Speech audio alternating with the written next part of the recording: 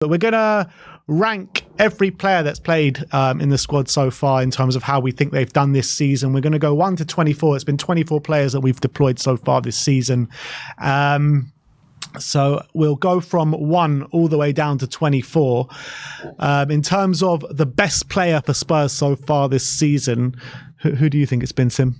Decky. Who else? I think he's just been so consistent. He's been adapting to his new role amazingly. I've been so impressed with Decky. For me, I think he's been our most consistent player, and I think not only has he's been one of the best centre mids in the league, I think, this season, the way he's been playing, and I've just been so impressed with how he's adapted to the new role. So I think he's been our best player for me. Rick? Decky, I probably would agree with. Yeah, I think in terms of when you look at the season so far as a whole, I think Decky's been definitely the most influential of that group that has shown us that in his game he's been adaptable. He's been able to, like I say, find his role now in that kind of centralised position. He's contributed to both goals and assists. So I think overall I'd say Decky's probably our player of the season to date. Macca, do you agree? I think Højbjerg. Since he's left, obviously the leadership of this team has got much better, and he hasn't been making mistakes.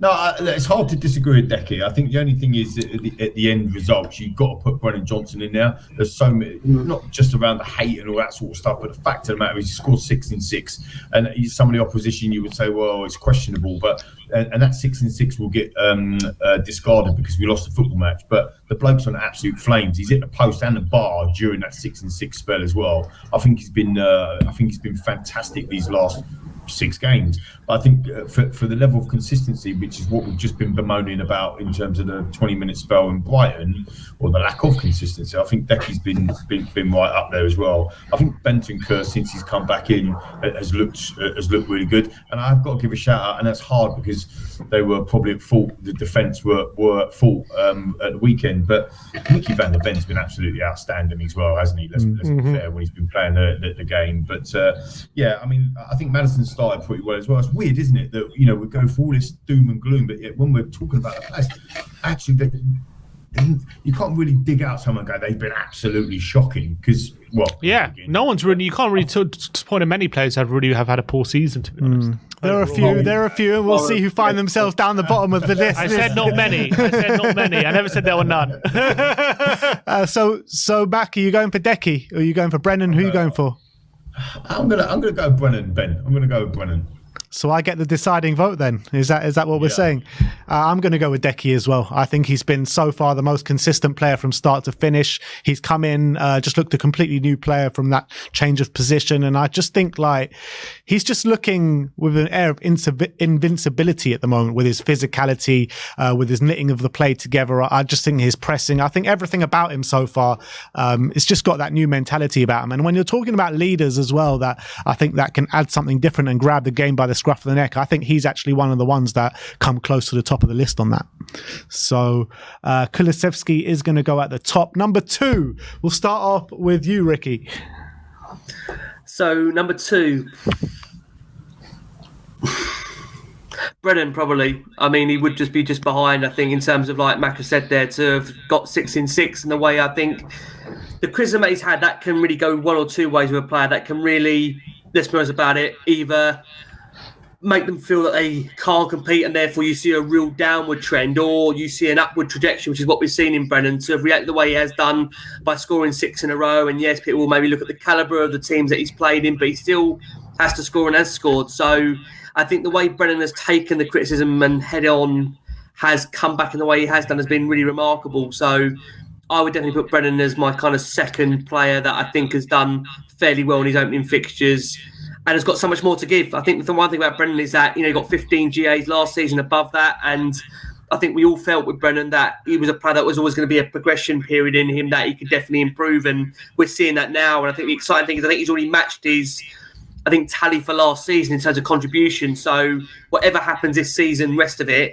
he'll be getting more goals, which means he'll be on even better contribution than last season, which I think tells you everything about the progression of the player so far. I'm actually going to put forward Mickey van der Ven, I think, for second best player of the season. I think similar to Kulusevski, I think he's kept up his, apart from the second half at Brighton, I think he's kept up his standards the whole way through. He's been a vital cog in the defence, a big reason why we haven't conceded so many big chances this season. It's just like, it's such a comforting feeling when you see a player bearing down in our half, like, and he's got the whole half to kind of run into. And Mickey van der Ven, you just see that steam train coming towards you, and you just know he's going to get there every single time. And obviously those 2 assists against Everton and against Manchester United, I mean, 2 of the best assists you're going to see this season. So, yeah, I'm going Mickey van der Ven. Sim? Yeah, Mickey. I think he's been really consistent, barring the second half against Brighton. I think he's been phenomenal, actually. So, remember the game against Karabag, down to 10 men? He was like a one-man defence at times, and he was able to stop them. And, yeah, I'm going Mickey. And obviously there's 2 assists, as you say. Unbelievable. Lee, deciding vote. Well, I mean, I just picked Brennan top, so I can't now push Brennan to third. So I'm gonna agree with Rick and put Brennan second, which means we've got a kind of a tie on that. But I mean, it could easily be Mickey, couldn't it? To be fair, as well. So yeah, I'm going with Brennan as my potential vote, but that means it's 2-2. So I don't know what that means. But so that means Brennan and Mickey have got to go second and third. I'm not sure who. Joint second and no third. Why not? Look, we'll just because of how he's turned it around, we'll put Johnson second, and we'll put Van der Ven in third. So fourth, start off with you, Lee. Who do you reckon's fourth? Blimey. Okay, with his goals and assists and the way he's started playing, I think he's been very unlucky not to get into the England squad. He's controlled games, he's helped us control games. For some reason, Ange can't put him on for the full 90 minutes. Maybe that's managing him. I'll put fourth for me has been James Maddison. I think alongside Kulusevski, who you guys just put at number 1. I think he's formed a very, very strong partnership with him. Again, it will get forgotten because we lost the football match, but he scored an offside goal, didn't he, against Brighton, and then he actually scored the other goal as well. Could have had another one. He was pulling the strings, certainly, in parts of that game. So I'm going James Maddison. Sim? I think it's between, for me, Maddison and Solanke. I'm not sure if I can split it. I think Solanke's been fantastic as well. I think I'm going to just side with Solanke, actually. I think his overall game has been just added a new dimension to the attack. I actually think he's been really consistent. Hasn't really had a bad game. I think in every game he's given centre-backs trouble. Even the game against Brighton, he didn't score, but the passes he was playing in behind were brilliant. Always makes an impact. And he's got 3 goals. So I'm going to go, 3 goals, 2 assists now. So I think I'm going to go with Big Dom. There's a few runners, there's Solanke, there's Maddison, there's Vicario, who I think has, for the most part, has been brilliant this season. Sonny as well, 2 goals, 2 assists in 5 games in the Premier League so far. But I think I'm going to go with Solanke as well, to be fair. What are you going with, Rick? Yeah, Solanke as well. I would have had Solanke just above Maddison, just on the basis that I think the way he's come in and impacted games, I think we all said, we could see this guy's going to fit into the team. And I think, again, not to keep going back to Brighton, but he was influential in both the goals and fundamental in how they come about. So I've seen a lot of positive things from Solanke. Just hope, like I say now, fingers crossed, he comes back fresh from international duty. And it's great to see him actually get the international call-up. As much as I'm not a fan, as many know about international football, it's great to see him back in that surrounding where I think he deserves to be. And what a journey he's had. When you think about it, 9-10 years ago since his last cap, I'm sure he'll get a cap during this couple of games to come. So, yeah, Dom definitely gets my vote for the way he started, for sure. Well, if we're saying Dom in fourth, then we've all kind of mentioned Maddison here. So I guess we can put Maddison in fifth. After Maddison, I guess it's got to be Sonny, right? Sonny or Vicario? Sonny, Vicario. Vicario is a great shout. Porro. I didn't put Dom up there, by the way, is because of appearances. See, he's missed a couple of games, so that's why I put Maddison ahead of him. But it's we're looking at little bits and bobs there. I think Vicario's a great shout. Couple clean sheets in the Premier League this year. Definitely got better at them that corner situation from last year. We're talking about wanting to see improvements, and that's definitely. I mean, to be fair though, he did flap a couple, didn't he? And he has blatantly handball it outside the box. So maybe that knocks him down a few points. And the Arsenal corner could have maybe done better with that. So there's a couple of moments, but I think in general he's been, especially recently, been phenomenal. Guys, he's a phenomenal shot stopper. The concerns was unfortunately, I think, around the box. I think we can't get away from that. Still an element of concern. So we need to see, hopefully, across the season, that definitely sort itself out. But as a shot stopper, I think we'll find one better in terms of what we paid for him. Well, we've conceded 8 goals in the Premier League this season. I envisage it would be a lot more if it wasn't for Vicario and his top saves this season. So, yeah, we'll put Vicario next. And after that, surely it's got to be Sonny. He got 2 goals against Brentford and against Everton, then he was brilliant against Brentford as well, got 2 assists. Other than that, I mean, has had a fairly mixed season apart from those 2 games, but I think in general he's been pretty good on the left-hand side. He has missed obviously the last couple, got injured against Karabag, but yeah, I'm happy to put him there. The only players I can say that probably gets into the argument is Pedro Porro. I think Bentancur has looked okay in a couple. I think the thing with Bentancur is he's not been fit enough to be able to really warrant maybe this debate at the moment. But yeah, I do agree. Maybe Sonny would be next on the list. Mackie, you agree? Yeah, I'm happy to go with Sonny. I mean, I think Sonny's going through one of his spells where he is impacting games and everybody's forgetting about it. It does it every season, and every season it happens, and he will all of a sudden just come good and won't stop scoring for like 7 or 8 or 9 games or something like that, or assisting. But like you said, he's already got 2 goals and 2 assists, and we're kind of forgetting about him. Is that a different result of the weekend if Sonny's playing? Yeah, is that a different result? Midweek as well. Is it more convincing? I don't know. Probably yes. But the reality is, he's our captain. He's still got the legs, in my opinion, and he deserves a shout, mate. All right, so Sonny is next. What number are we on? We are on 1, 2, 3, 4, 5, 7. So Sonny's number 7. Cool. Nice. Which fits nicely. Number 8. So I think Porro after Yeah, it's got to be Pedro Porro, right? Anyone argue with that? Super consistent, to be honest. Apart from Brighton again, when up against Matoma, I don't think he's had a really bad game. No one can I think the problem with that guy is the position he plays. He can never win. I mean, he's playing so highly advanced at times. I know we spoke about Man United, who was dropped back that.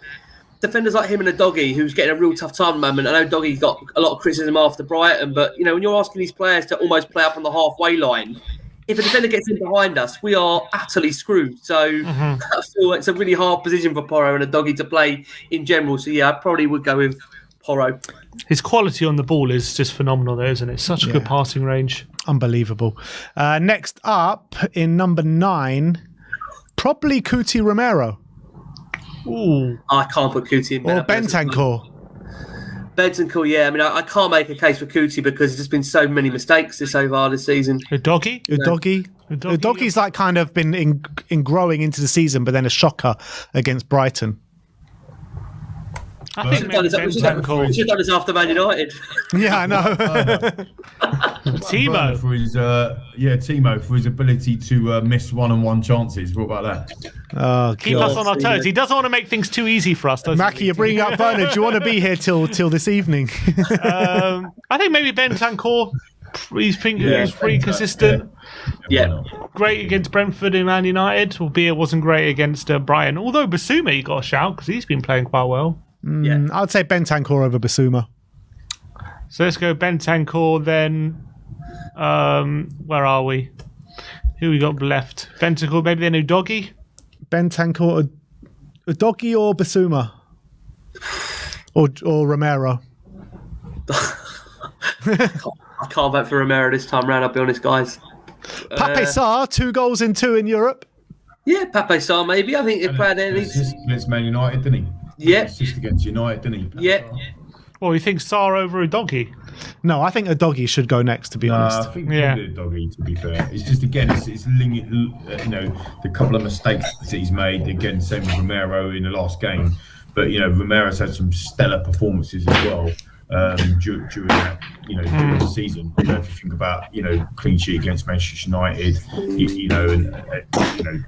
that sort of thing. The high line still defending well, but yeah, maybe a Doggy's been playing very well, hasn't he? He was unlucky not to score, I think, a couple against Brentford. Yeah, before the Brighton game, I thought he was looking back to his best, and then obviously Brighton happened, but I thought he was starting to look really, really good.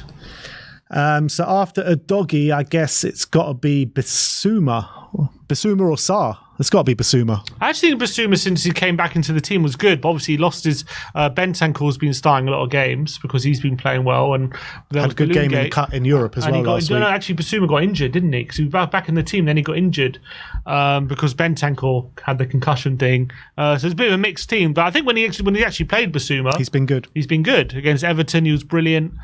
In the Europe, he's been pretty good. So I've actually didn't have not many problems with Bissouma. So the rest are more Lancashire: Davis, Sarr, Odegaard, Spence, Forster, Romero, Werner, Bergvall, Gray, Richarlison, Bissouma, Dragoshin. I think Bissouma's been the best of that lot, hasn't he? I would say definitely out of that group, 100% out of that group. So out of that group, this is just the fringe players next. So I guess out of the fringe, well, Romero's not fringe. Romero hasn't even been put in this. Romero has made a lot of mistakes. Yeah, he has made a lot of mistakes, but he needs to be put in kind of in and around here. You can't have him bottom of the league unless you're Timo Werner, right, as a fringe player. I think Romero comes in for extra criticism, doesn't he? He just comes in for extra criticism because of the mistakes he makes. But what he brings to the team is like almost forgotten, like how the good things he does because of those lapses in concentration. But that comes with the territory of being a defender. Yeah, maybe, but he also should probably warrant more criticism because he's a World Cup winner, he's 2 Copa America winner, he is that experienced guy, he is that leader guy, and there's no excuses for somebody you can make an excuse for a young person saying, he's young, he's naive, he's got to learn. But Romero, I know Romero's not old, he's obviously 25, which is mental, but he's experienced enough in them situations not to go ball watching like he basically did against Brighton. I think that's what's great on Rick, isn't it?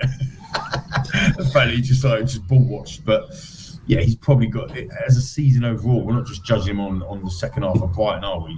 Some of the passes, the forward passes that he's been playing in their matches is the reason why we're on the front foot. He sets attacks up as well with that brilliant forward passing and that aggressiveness on the front foot as well. And he's a menace as well in the opposition box at the other end. So probably deserve. What number are we at, Ben? So Bissouma was 12. I think we'll just do a top 15 because I think it's a bit too much to go through all the 24 players because it's a bit unfair on some of these players because they've hardly played minutes. So we got to fit 3 more players in there, and we'll say Romero goes in 13.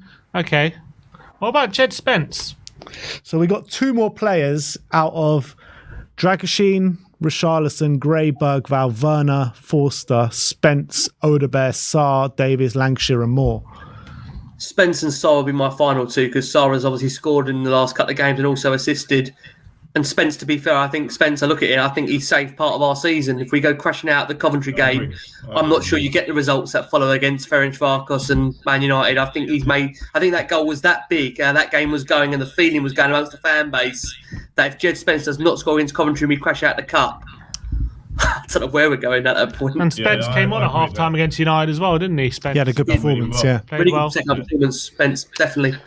But Sarr, who gets in ahead then, Sarr or Spence? Because I think Sarr has been he had to put in a few poor performances at the beginning, but he's been slowly been creeping into the season. 2 goals in a row in the European competition, like you say, an assist against Manchester United as well. So I think it's probably Sarr, then Spence. I agree. I'm with that. Yeah. All right, Sarr and Spence. So Werner's not on the list at all. Werner's not on the list. Dragoshin's not on the list. Gray, Moore, Davis.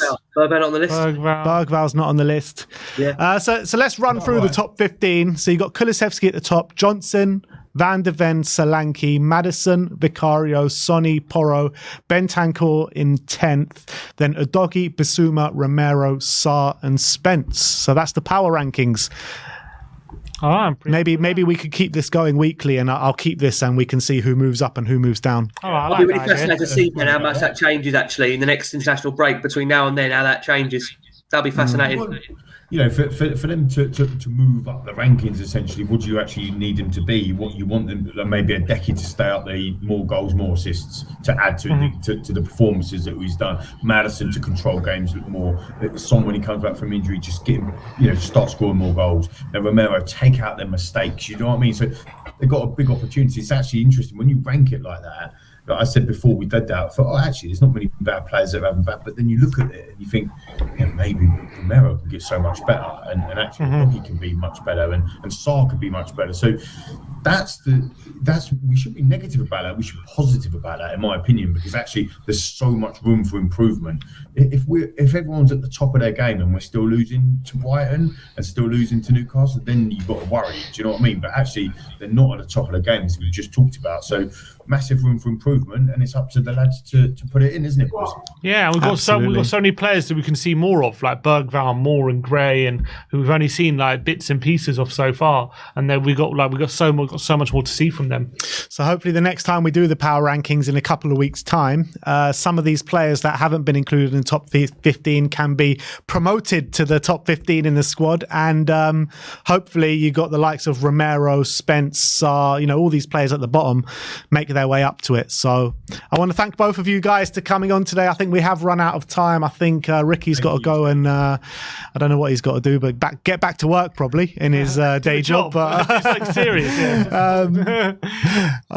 So big up to you guys. You will be seeing their faces a lot more on this channel. So I hope you like the content.